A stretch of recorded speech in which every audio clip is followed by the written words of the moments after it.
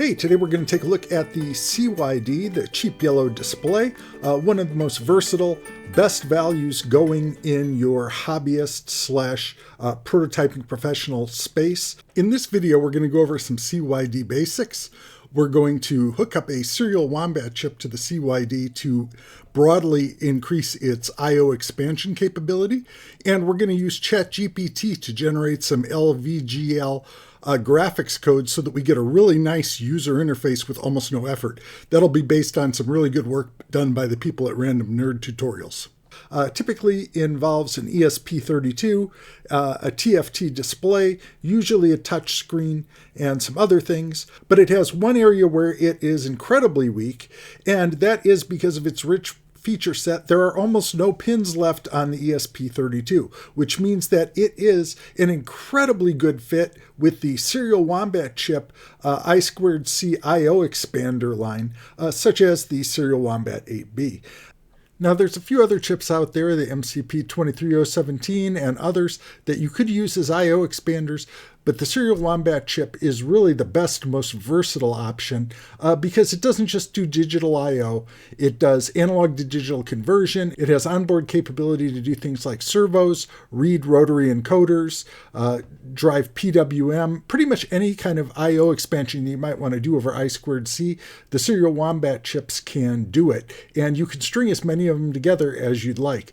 Go to serialwombat.com to find out more about the whole product line or watch some of the other videos in this channel. And you can get a lot of these products on Amazon right now. It's an open source project that I created. And currently, starting from February 1st through the beginning of March, we are running a Kickstarter campaign for the next line of 4 boards in the Serial Wombat I2C expansion line, including a high side driver, a low side driver, an IR receive and transmit board, and an I2C MUX.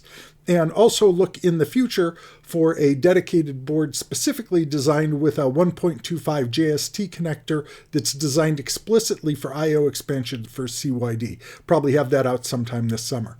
So take a look down below. If it's available, I'll have put a link in the comments, and there'll definitely be a link to the Kickstarter. So again, my name's John Broadwell. I'm a consultant at my company, Broadwell Consulting Incorporated. You need help with an embedded systems project, give me a call. I'm good at this stuff. Easy to work with, rates are reasonable. So if you go to get a cheap yellow display, they're not all the same, and it's not always clear how they're not the same. It's more of a concept and a general set of features than a specific specification. So the one we're going to be using today came from Amazon, from DIY Mall. I'll put a link to it down in the comments below. And more importantly, this particular display is exceptionally well documented with a bunch of tutorials from the wonderful people over at Random Nerd Tutorials. They have a variety of stuff on their website and also sell a really good ebook PDF. Recommend buying that and supporting their work because they've done some really, really good documentation on the CYDs. So let's take a look at the back of the CYD, and there's one port that we're interested in. On your CYD, the port that we're really going to be interested in is CN1, and that is a JST 1.25 pitch connector, 4-pin connector. It has 3.3 volts, ground, and 2 I/O pins, which means that we can use it for I2C. The specific available I/O pins may vary from board to board. In this case, on the board we're going to use 22 and 21. So those are not the default ESP32 I2C pins under Arduino, so we're going to have to call wires with those specific pins. And this board gets even better when you combine it with the LVGL open source graphics library, which can let you create really beautiful displays with a minimal amount of effort.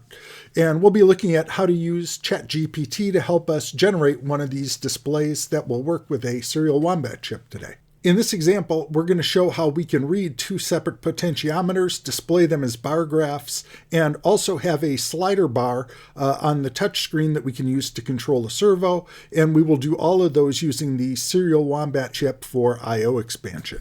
So for this example, we're going to be using a Serial Wombat PCB0029 Serial Wombat 8B expansion board, which we will use to read 2 analog inputs and also generate the servo output.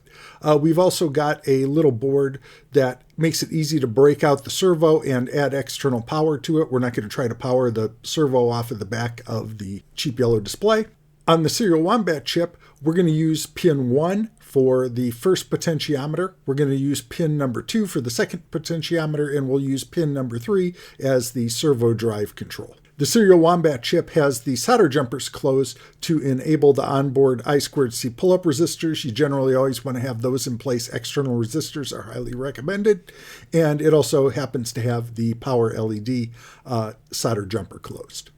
If you go to serialwombat.com/P29, you can find all the documentation for this Serial Wombat board. So in order to use your cheap yellow display and LVGL, you're going to need to install a bunch of libraries. Again, access the Random Nerds tutorial on this, and they've got a lot of really good stuff. I'm not going to reinvent that wheel.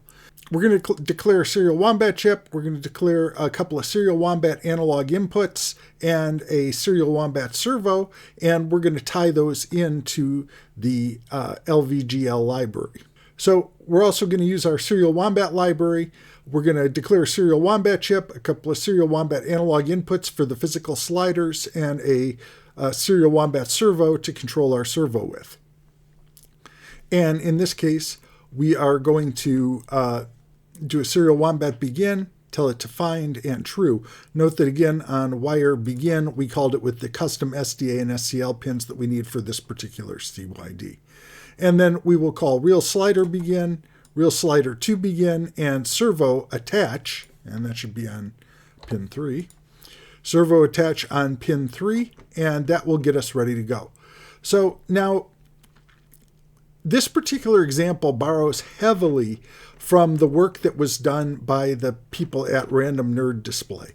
They did a lot of work to set up the CYD, and what I've done here is basically rip out any of the application code, but leave all the initialization stuff, and create a shell where you can paste in code that's created, for example, by ChatGPT or one of the other code generation functions, where essentially you just paste in the init function that it creates and all of the support functions into a separate tab, but the all of the initialization stuff, the generalized stuff that sets up the hardware, is in a different tab. So let's take a look at how we do that now. We'll create the code with ChatGPT and make it run. This framework is available in a link below down on my YouTube GitHub page. So this is where we're going to get help from ChatGPT. Tell it to create a display for the Arduino. We're going to tell it to create a text with software Serial Wombat frames run at the top, 2 more variables for the 2 potentiometers to display on an updating chart, and a slider bar that changes a 3rd variable Serial Wombat servo. I told it to precede any variables or function names with ChatGPT_EX so that we can see where they came from. And here's one of the important parts. Assume that the code to set up a display driver, copy the buffer, and read the touchscreen already exists somewhere. And then based on a couple of prior efforts, I found, okay, I should tell it the range on software servo, and I told it to give me an overall display dark aesthetic. So let's generate on that.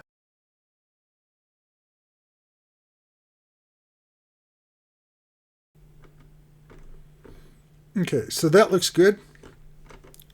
Let's copy all that. And we are going to paste it into this example. And we called our UI loop, at this point I called it tick, but we want it to be called loop. And the initialization, ChatGPT, EXUI, and net. You know, that's one of the problems with the UI tools. Sometimes, unless you tell them explicitly, they may do different things. Okay, so it used the same function name there. So let's go to Sketch, verify, compile. Okay, and that took a few minutes, and I realized I made a mistake. I told it to call it Serial Wombat Servo when it really should have been Serial Wombat Servo position. So I'll do a quick cut and paste, and I'll do a quick search and replace and fix that myself. Okay, that took quite a few minutes to compile, but it was successful. One of the things about AI is you don't always get the same result from the same prompt. And so, your results, your code that you get, if you type in the exact same prompt at some point in the future, may be totally different than mine. But this worked well for me. Here we can see the final result. We get real-time feedback from the two linear potentiometers. And if we put our finger on the screen and use the touchscreen function, we can control the servo by sending the value to the Serial Wombat chip, which sends out the servo pulses. So it adds a lot to the capability of the CYD. So that was incredibly easy. Look in the future for more cheap yellow CYD display videos. Pop on over to the Kickstarter and take a look at the 4 new boards. There's also a package available that includes all of the Serial Wombat 8B boards up to this point. So a really good opportunity to grab that. And until I talk to you again, have fun and keep making stuff.